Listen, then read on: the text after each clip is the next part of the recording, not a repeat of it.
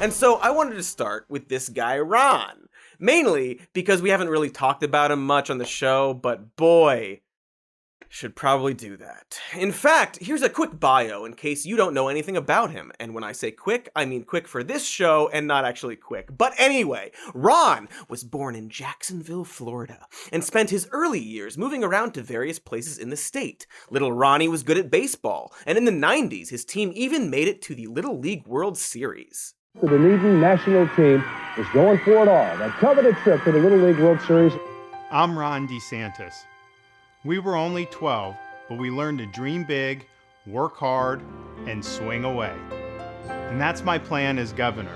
I'll grow high-paying jobs, restore Florida's water quality, and improve education for every child. Ron DeSantis? No way is that how you pronounce your name. You're wrong about it, but I guess we'll go back and we'll film the first part of this episode again. Anyway, Ron DeSantis. He's just he's so down to earth. Playing local baseball, supporting welders and fishing, playing outfield, in college, at Yale. Just common folk stuff. Anyway, after bumbling his way through college and graduating magna cum laude with a BA in history, DeSantis spent a year as a grade school history teacher at the Darlington School, cute name, a private prep school in Georgia before attending Harvard Law School like a commoner might.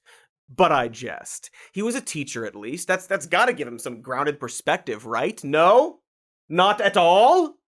The point is, Ron DeSantis attended several of the most prestigious universities America has to offer, and really did come out of them with flying colors. In an article published in March, Politico writer Michael Cruz says that DeSantis's Yale baseball coach remembers being taken aback by his pristine transcript. In the same article, a senior DeSantis official describes him as a fucking computer. Not a computer that fucks, but a fucking computer. DeSantis isn't your bog-standard idiot conservative stereotype the libs would love him to be. He is, by all accounts, an intelligent, calculating, diligent politician who is highly educated and knows what he's doing. And presently, what he's doing is taking a very loud stance against vaccines. After Harvard Law, DeSantis joined the Navy and was initially stationed at Naval Station Mayport in Jacksonville, Florida. Now, the details surrounding DeSantis' time in the armed forces are a little hazy, in large part because the federal government either wouldn't release or redacted certain information, because of all the hush-hush robot f***ing, probably, is my guess. Still, from the information we do have, we know that Ronnie spent time working at Guantanamo Bay as an administrative officer, whatever that means, probably something very bad, and that he was deployed to Iraq as a part of a SEAL team. In 2012, after being honorably discharged, gross, from active duty, duty, double gross, just 2 years earlier, DeSantis decided to run for Congress, winning the Republican primary with 39% of the vote before going on to win 57-43 against the Democratic nominee Heather Bevin. So, it's here that Ronnie's career really begins to pick up steam.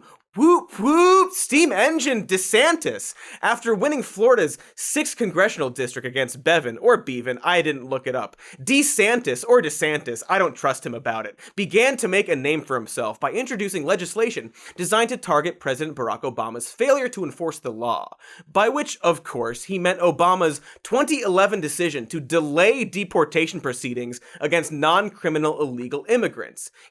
One of the good things the president did. But this is, of course, what you would expect from the GOP during that time. It's only in 2016 that things finally kick into high gear because, as those of you with excellent memories may recall, it was in 2016 that recently not reinstated President Donald J. Trump was elected to the White House, and boy, oh boy, did Ronnie decide to hitch his cart to that horse and ride it as far as it would go.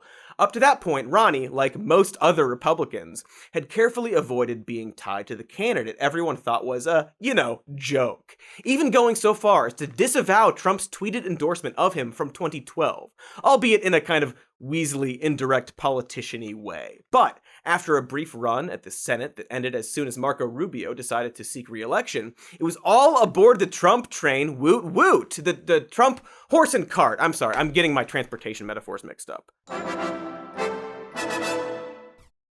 Hey, thanks for watching that clip. Here's the evergreen end plate to ask you to like and subscribe. It's any day of the year where you are.